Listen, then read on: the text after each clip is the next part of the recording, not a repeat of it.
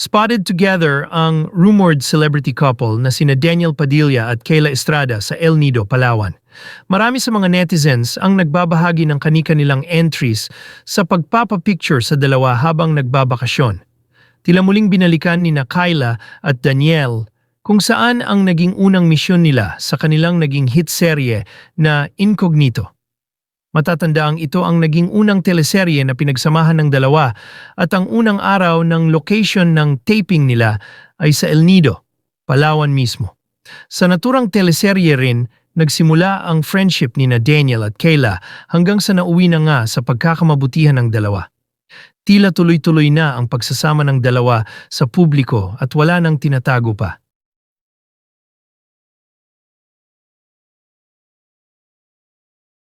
Siyempre, meron na namang kuda ang mga bashers. Hindi ba Ginagawa raw iiwasan? alalay ni Kayla Estrada si Daniel Padilla. Kasi nga, pinupunasan ng ano dito. Yung sunscreen, di ba? sunscreen. Pero alam mo, yung hawak kasi, yung iba kasi ang tawag, tote bag, yung iba tote bag, di ba? Dalawa yan, acceptable pareho yan. Doon kasi sa tote bag na yon, nandun din ang gamit ni Daniel. Kaya kapag inaabot ni Kayla, kinukuha niya naman. Ando di ba yung gamit niya? Ano ba naman yon? At saka, ano ba? Pati ba yan? Issue? Issue ba yan? At saka ganun talaga, pag nagmamahalan, experiencing mo may mahal kayo, ganun ang mga eksena. Nagawin mo ng kusa. Anong sabi ni Juris Doctor Channel, nasa Venice, ang sarap-sarap, pag-gondola. Ayan, kawawa naman si Basher. Baka pagod na kasi siya lang ang nagtagabit-bit ng sarili niyang gamit. Kaya lahat ng effort ng iba, mali sa paningin niya. Gentleman po kasi ang tawag doon. Nakuha, baka pati mga porter sa airport at pantalan, inaayawan siya. Kaya ganyan siya ka-bitter. Di ba? Naging bitter si Basher, di ba? At eto, ang sabi naman, naku, si Wating-Wating ng London, ang sabi ni Ray R, naka-tune in na ako, wating-wating, sabi niya. Ayun sabi niya, yung mga nagre-reklamo na ginawang alalay daw si Daniel Padilla, hindi alalay yon, commitment yan. Ang alalay, bayad. Ang nagmamahal, kusang loob. Pagmahal mo, voluntary service, walang reklamo. Mga bitter kayo, palibhasa, walang pagmamahal nagmamahal sa inyo. Che, sabi ni Wating-Wating. Ayan na. Dinire-diretso tuloy kayo ni Wating-Wating. Ayan na. Soplak, di ba? Oo. Sabi ni Tita Nene Olanday, wala na lang masabi mga bashers na yan. Hindi naman siguro ginagawang alalay ni Kayla si Daniel. Marespeto at gentleman lang si Daniel. Yun lang yon.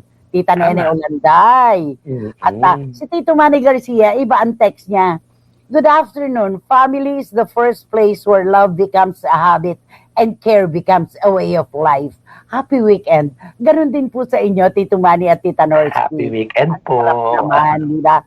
Eto, sabi ni John, ano ba naman itong mga bashers na to?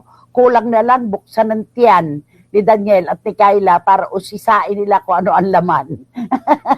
Oo nga naman, buksan daw yung tiyan.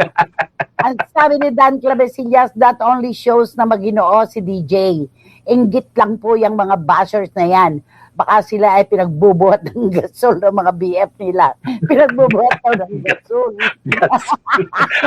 Sahong bigas, gano'n. Ang bigat-bigat naman nun. Igaganon mo yung gasol. Grabe. Ayan. At saka na nga, di ba, sa normal na magkasintahan nga, mga nangliligaw, di ba, kita mo yung maggaganon, dinadala yung mga gamit ng babae, kaya, Diyos ko. Ako, eto na. No mga ilang dekada na ang nakararaan, may girlfriend na artista, ang isang senador hanggang ngayon. Dala-dala niya yung red bag nung artista na dahil sasalang na sa interview. Siya ang bakit masama? Alam nga na maiwanan sa isang sulok.